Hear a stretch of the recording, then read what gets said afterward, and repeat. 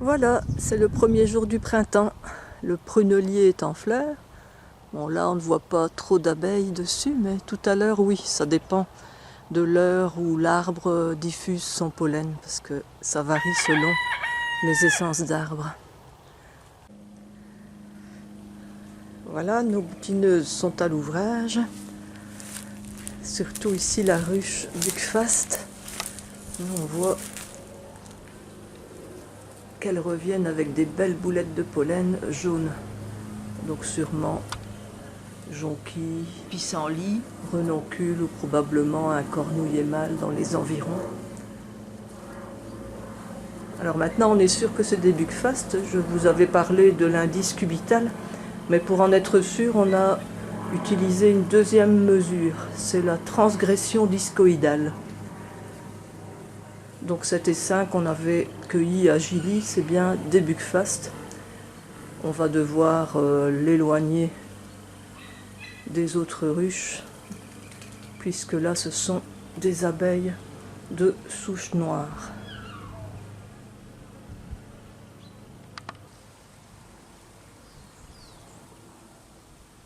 Nous allons aller à l'intérieur et avec mon mari on va vous expliquer comment mesurer précisément l'indice cubital et la transgression discoïdale.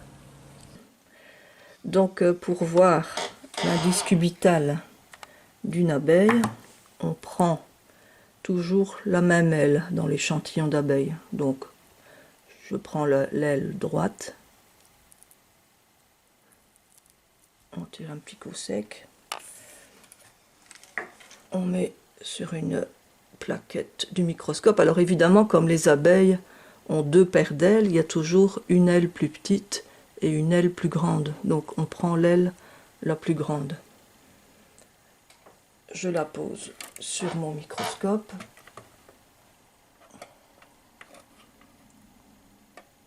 Donc là l'image est nette et donc l'indice cubital sera à mesurer sur cette partie-là. Mais on a vu que ce n'était pas suffisant pour vraiment savoir si c'était une abeille noire ou une autre abeille.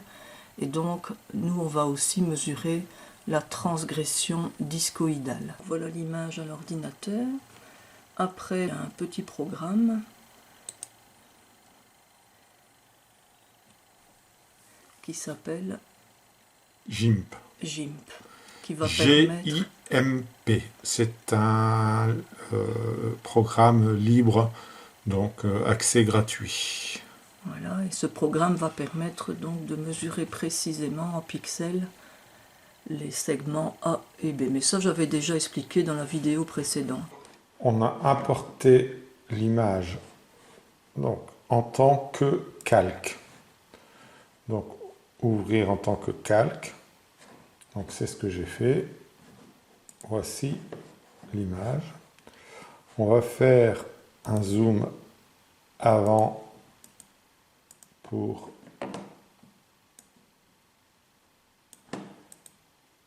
bien avoir ces deux parties-là pour les mesurer. On va prendre l'outil mesure, clic. On va se mettre ici le plus au milieu, hop, et puis on va arriver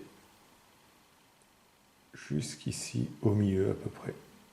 Et voilà. Donc, on a le trait qui est tracé, on a la distance ici, que j'ai été reporté ici dans mon tableau. Donc, c'est une abeille qui vient de la ruche numéro 3. On va prendre l'autre valeur. Pour ça, je me clique là et hop. Alors, pareil, on essaye de se mettre à peu près au milieu. On a la valeur qui est inscrite ici en pixels, pareil. Donc, il suffit de le reporter après dans le tableau. Donc voilà. là, tu as programmé pour avoir des couleurs. Voilà. Donc, et chaque couleur correspond à une race d'abeilles. Voilà, ou à la Buckfast, ou à la noire. Et on a aussi les cases. Donc on voit Donc ici ici, celle-ci, l'indice cubital est de 1,8. Donc ça, c'est bien une abeille noire. Voilà. En général, les abeilles noires se situent ici, à peu près ici, entre 1,7 et 1,9. Maintenant, comment mesurer la transgression discoïdale qui, elle, sera vraiment éliminatoire? Il faut faire en réalité avec Gims deux droites, bien perpendiculaires. Donc là, on prend l'outil crayon, qui est ici. On vient contrôler la taille ici, c'est 2.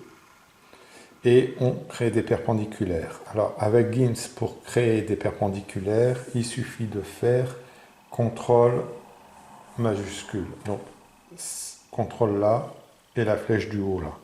Cette flèche-là n'ira pas. Donc c'est bien ces deux-là. Donc je dois créer un nouveau calque. Voilà, nouveau calque. J'ai créé le test 2. Clic gauche souris. Je fais une longue droite. Hop. Je peux lâcher. Je me remets ici à une distance, peu importe. Je clique gauche avec ma souris. CTRL, flèche. Ah, flèche. Enfin, c'est majuscule. Ouais, c'est la flèche. majuscule, oui. Et voilà, je descends. Et là, j'ai une belle perpendiculaire. Ensuite, le but du jeu, il faut se mettre vraiment ici et là. ici. Donc il faut prendre les deux extrémités de cette partie-là. Ouais. Faire passer donc le premier segment Voilà. Donc, de l'angle. et voilà, voilà. Et la perpendiculaire doit passer ici. Par cette intersection-là. Voilà. Et on voit que là, cette partie-là est à droite. Donc c'est le signe que c'est probablement une abeille noire. Ouais. Si c'est à gauche, c'est une Ah, autre ça race. c'est sûr que c'est une autre race. Carnica, Voilà. Bigfast. Voilà. Et donc, Ce n'est jamais très flagrant, hein. Il y a toujours que oui, voilà. quelques Voilà. pixels, je vais dire. Voilà, c'est compliqué, c'est une indication, mais c'est une très bonne indication qui permet au moins d'être sûr qu'on est à peu près dans de la noire. Oui. Le seul moyen, effectivement, d'être sûr que c'est de la noire, c'est de faire une analyse ADN. Alors, Donc le graphique, maintenant, tout doucement, on commence à voir quand même ce qu'on a. voilà. Donc c'est sûr que la ruche 1, c'est de la Buckfast. Oui, alors la ruche 1 ici, voilà. Donc, On a eu quand même, c'est bien sûr, quelques abeilles. donc, alors, le problème, c'est que on se rend compte ici, par exemple, qu'on a, on a très peu de mesures, hein, parce que nous, on ne tue pas les abeilles, donc je récupère les abeilles qui sont mortes ou sur le plancher ou au sol. Mais comme nos 3 ruches sont actuellement dans le même rucher, bon, il se peut très bien qu'il y ait une abeille qui s'est envolée Une abeille morte, c'est voilà, léger. voilà. Et donc ici, on voit qu'on a une noire qui s'est glissée, dans les mesures. autres. Je dirais, là, on est au tout début de nos recherches. Oui, on va continuer. Hein. Voilà. Donc, on voit ici, par contre, que la ruche 3, elle est quand même bien mélangée. Oui, c'est une métisse, c'est sûr. Mais pour l'instant, métisse avec plus de noir. Voilà, on verra, il faut faire des mesures voilà, plus approfondies. Et surtout, ces 2 ruches-là vont aller très rapidement dans un autre rucher. Puisqu'apparemment, c'est majorité Buckfast. Pour éviter évidemment d'avoir des mélanges.